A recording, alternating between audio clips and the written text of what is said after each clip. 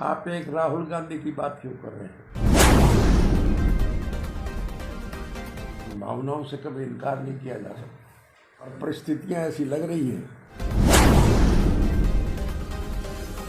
कि सभी विपक्षी लोग इकट्ठे होंगे, परिस्थितियां बदलेंगी। कि अतीत में इन विकट परिस्थितियों का मुकाबला करने के लिए गठबंधन हुए थे। हरियाणा में सियासी धमाका ओम प्रकाश चौटाला करने वाले हैं। लगातार मीडिया के सामने बयान दे रहे हैं कि ना तो राहुल गांधी ना दुष्यंत चौटाला, किसी से हमारा कोई वैर विरोध नहीं है। गठबंधन की बात जहां तक चल रही है और तीसरे मोर्चे को लेकर के ओम प्रकाश चौटाला ने पत्ते साफ कर दिए हैं। उन्होंने कहा है कि कोई भी दल समान विचारधारा का इसमें शामिल हो सकता है, किसी पर कोई बंदिश नहीं है और ना ही इंडियन नेशनल लोकदल पार्टी को कोई स्वार्थ है। यानी कि वो केवल चाहते हैं कि जनता की तरफ से भाजपा के कुशासन का अंत करना चाहते हैं और इसके लिए इंडियन नेशनल लोकदल पार्टी पूर्ण त्याग करने के लिए तैयार है। यानी कि न तो सीएम की लालसा इंडियन नेशनल लोकदल पार्टी को है, ना ही पीएम की लालसा इनेलो को है।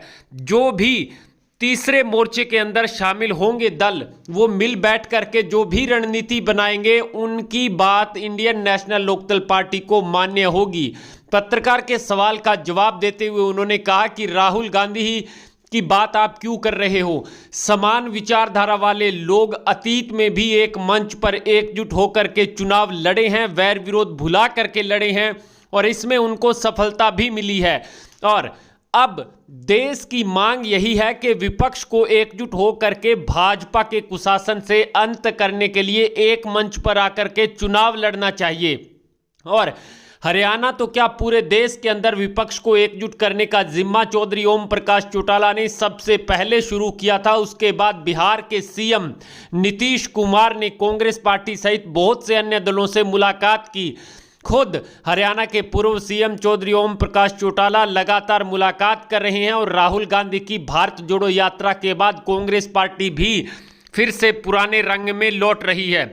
तो हरियाणा में जजपा भाजपा गठबंधन को कहीं ना कहीं करारी टक्कर देने के लिए यदि पूर्व सीएम ओम प्रकाश चौटाला और पूर्व सीएम भूपेंद्र सिंह हुड्डा एक मंच पर आ गए तो फिर कहीं ना कहीं बड़ा नुकसान भाजपा और जजपा को हो सकता है और तीसरी बार भाजपा का हरियाणा में सरकार बनाने का सपना खत्म भी हो सकता है। क्योंकि भूपेंद्र सिंह हुड्डा निश्चित रूप से झज्जर, पानीपत, सोनीपत, रोहतक आसपास के इलाकों में अच्छे खासे वोट बैंक के सीटों पर उनकी पकड़ मानी जाती है। तो अभय सिंह चौटाला भी कैथल, कुरुक्षेत्र, जींद, भिवानी के साथ साथ सिरसा, फतेहाबाद, हिसार में इनेलो को मजबूत कर रहे